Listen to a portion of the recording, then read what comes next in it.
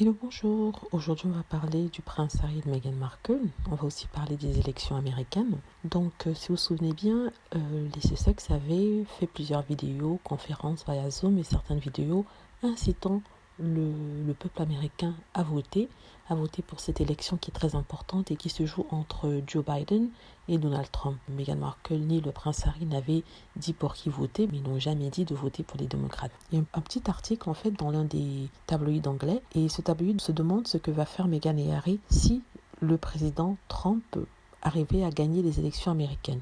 Ce qui est tout à fait possible, comme je l'ai dit sur une de mes chaînes, dans une vidéo sur une de mes chaînes, il y a des chances, de très très grandes chances même que Donald Trump gagne. Or, Donald Trump, si vous vous souvenez bien, avait été très méchant avec Meghan Markle en faisant des déclarations du genre oui, elle est nasty en anglais, qui veut dire elle est horrible, elle est méchante. Et dernièrement, lorsqu'il avait appris que Meghan Markle avait incité les gens à voter pour lui, ça s'était dit par une journaliste, pourtant c'est faux. Il a dit qu'il plaint le prince Harry, il lui dit de s'accrocher car ce qui viendra sera... il avait dit qu'il lui souhaitait bonne chance parce qu'il en aura besoin. Donc les gens se sont demandé s'il lui disait qu'il aurait besoin de chance pour un divorce possible entre lui et Meghan Markle, ou alors certains disaient tout simplement que s'il était réélu, il se vengerait du prince Harry et de Meghan Markle. Mais de quelle façon se vengerait-il? Donc il faut savoir que le prince Harry, même s'il est marié à Meghan Markle, ne possède pas la green card, la carte de résidence d'après certains, et il a peut-être un visa qui lui permet de rester aux États-Unis.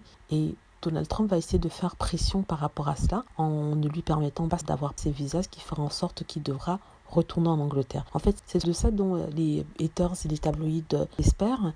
Ils veulent que Trump gagne, qu'il mette pression et que voilà, Harry retourne en Angleterre. Soit Meghan devra le suivre, ou alors ils vont vivre sur deux continents différents, sachant que les relations à longue distance peuvent être très compliquées et ça peut facilement mener à une séparation. Donc c'est ce dont rêvent les haters quand vous lisez sur les sites internet. C'est pour ça qu'ils prient que Trump gagne, ce qui est vraiment stupide, parce que comment peut-on prier qu'un président gagne par rapport à une histoire aussi bête que Meghan et Harry?